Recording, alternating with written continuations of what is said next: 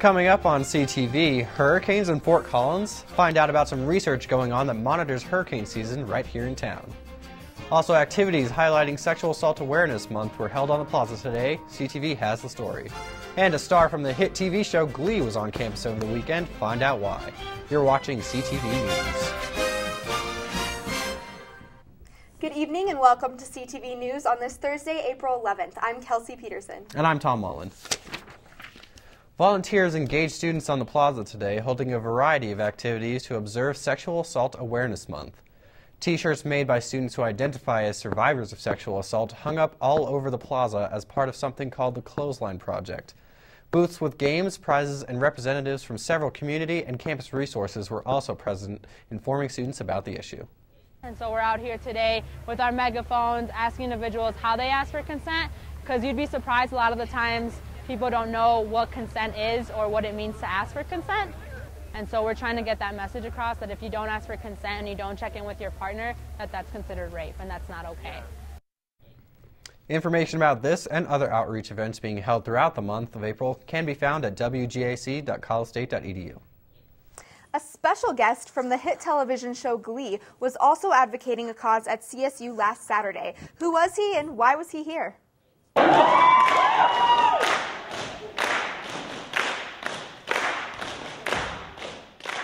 Glee's very own Harry Shum Jr. made a special stop at Colorado State University.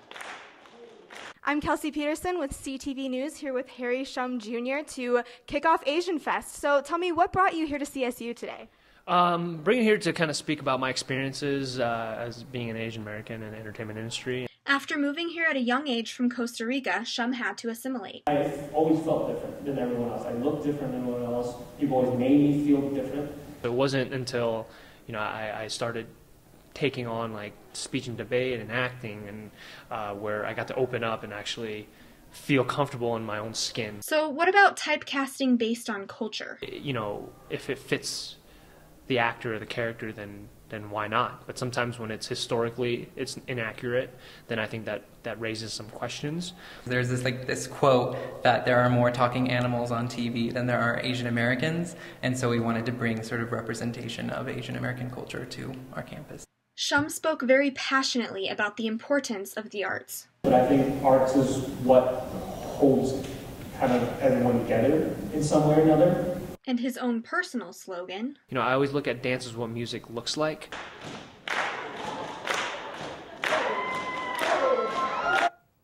With Spanish as his first language, Harry Shum Jr. grew up learning both Chinese and English in his home. He really is a triple threat. Nigel Daniels and Andrew Olson were elected Wednesday night as the new ASCSU president and vice president for next year. About 18% of the student population voted. CTV was there to capture reactions from the candidates after last night's election results. This year, the presidential and vice presidential candidate that won with 64.3% of the votes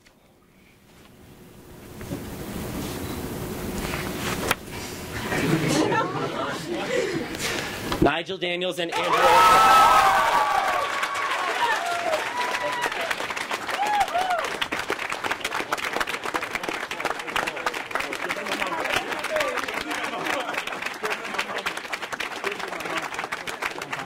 Congratulations on you guys' win. First off, what does this mean for you guys and the student body?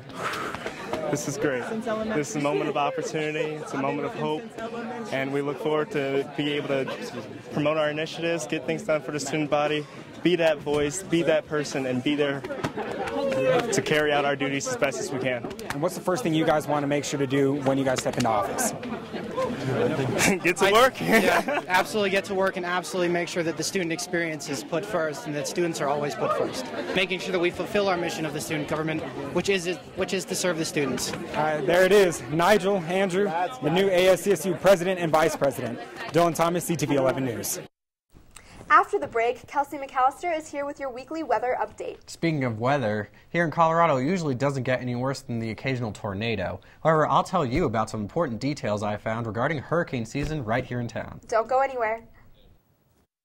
Shelters are the best places to find a new pet. You little rascal. That's where you'll discover healthy, loyal, and loving animals. Oh, ladies first. Eager to become a part of your family. To find out more, visit theshelterpetproject.org. Now, when you think of Colorado, the word hurricane probably doesn't come to mind. But I found out that a CSU department actually researches the storms and predicts hurricane season. Let's take a look. Located right in the foothills is the CSU Atmospheric Science Campus. It is here that Dr. William Gray researches and forecasts tropical storms. And it's been an adventure, try to figure out how the atmosphere works and ticks and stuff. By studying past storms, Dr. Gray is able to make predictions about future events. We found the atmosphere does have a predictive signal in it a bit. It doesn't work precisely, but there are signals out there if you look at them. So, even though Colorado is better known for its snow rather than its hurricanes, here on the Atmospheric Science Campus, they've been predicting hurricane activity in the Atlantic for decades. Ben, I started this seasonal hurricane prediction 30 years ago, and we always wanted to know whether the coming season was going to be active or not. The most recent forecast is for 9 hurricanes, 18 named storms, and 4 major storms, with U.S. landfall probability being 140% of the average.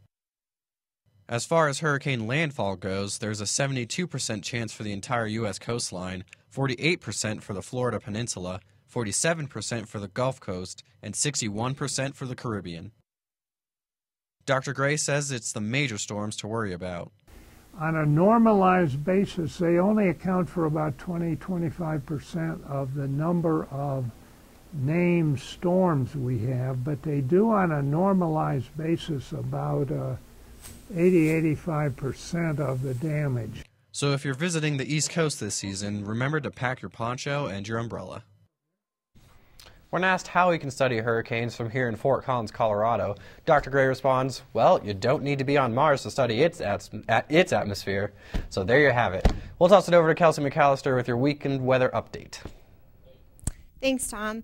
You know, today's weather was very mild compared to the rest of the week. The high peaked at 53 degrees, but we won't see much of a change over the weekend. Let's take a look at the highs across the state for today, though. 52 in Denver, 54 in Colorado Springs. High Country, 35, 43.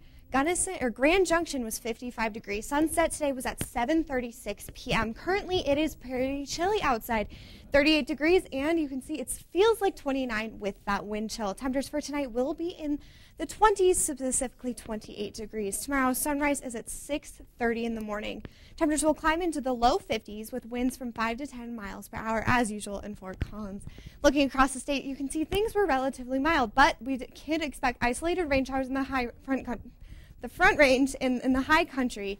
We can see some snowfall up to 5 inches. Nationally, things are looking pretty stable, but we can still see a storm. High pressure system is going to pull into Colorado, give us a nice day. Let's take a look at the 7-day forecast and see when that's going to happen. Tomorrow, temperatures will be fairly mild, 51 degrees, but there's still a chance of precipitation. Saturday is going to be the nicest day over the weekend.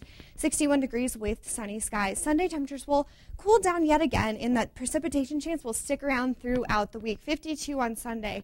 Monday will be 42 and then drop into the 30s for Tuesday and Wednesday. So be sure to tune in every Monday through Thursday for your CTV weather report. And for CTV weather, I'm Kelsey McCallister. Tom, Kelsey, back to you. Thanks, Kelsey. Up next, Melanie Rose is back with another episode of Celebrity Countdown. And some strange news from all over the nation. Don't go away. So, I'm kind of new here, but I've noticed a trend. My human does this funny thing where she goes around and gets all my toys, and then she hides them in that basket by the door. It's like, hello, that's where you put it last time. You were the worst at hide and go seek. Welcome back to Celebrity Countdown. I'm Melanie Rose. This is Ryan Green.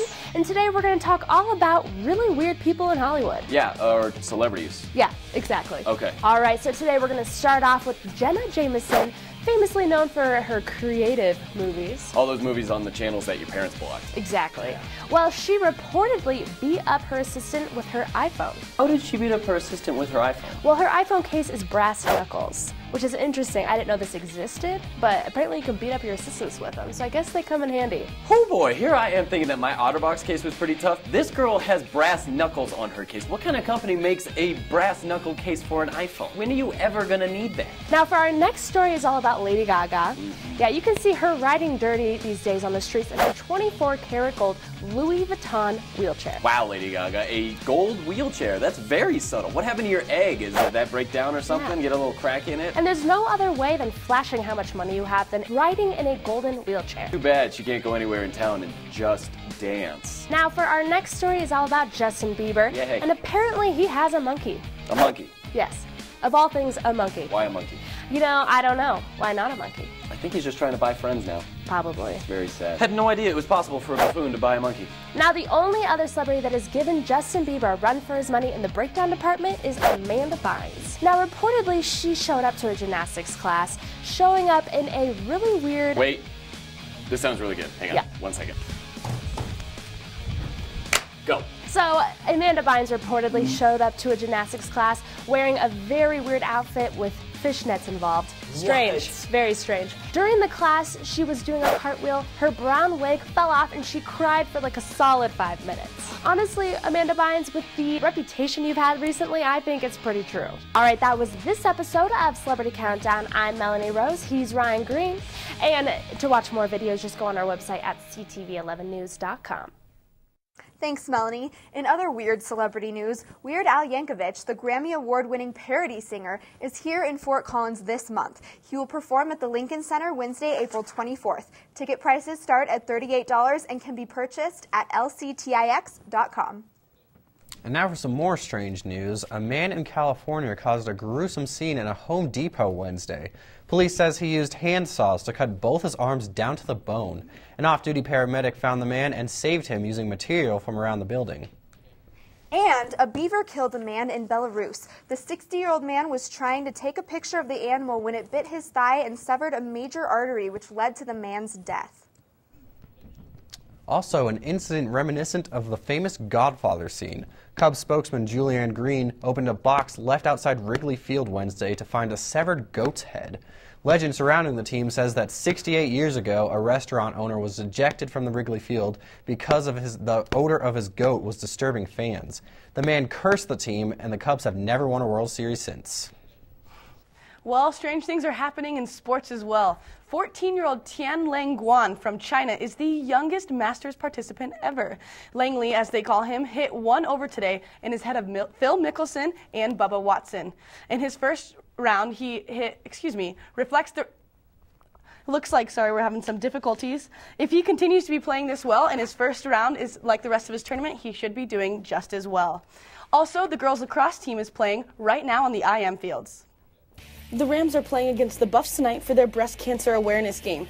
Tonight is also senior night. The Rams will be losing 8 seniors, 3 of which are captains. Captain Sarah Langley will definitely miss the team. I'm just going to miss that camaraderie and team and just being together and playing. I mean, we practice every day and we play almost every weekend. So it's definitely going to be a big hole in my heart when I'm gone. After losing in the championships last year, the girls are hungry for the title this year. Check out our website, ctv11news.com, for updates on the team throughout the rest of their season. Also today, the 2013 Rams football schedule was released. We will be opening the season against the Buffs at Sports Authority Field on September 1st. And we will in fact be playing defending national champions Alabama in Tuscaloosa. I hope the Rams are practicing. To see the full 2013 schedule, check out csurams.com. Well, that's all the time we have for you tonight. Make sure to follow us on Twitter at CTV11 for news updates or visit us online at ctv11news.com. Thanks for joining us and have a great night. Packers, Vikings, Red State, Blue State. We come from different places, uptown, but when we live united, we create real lasting change in the education, income, and health of our country. Real change won't happen without you. So give, advocate, volunteer, live united. Sign up at liveunited.org.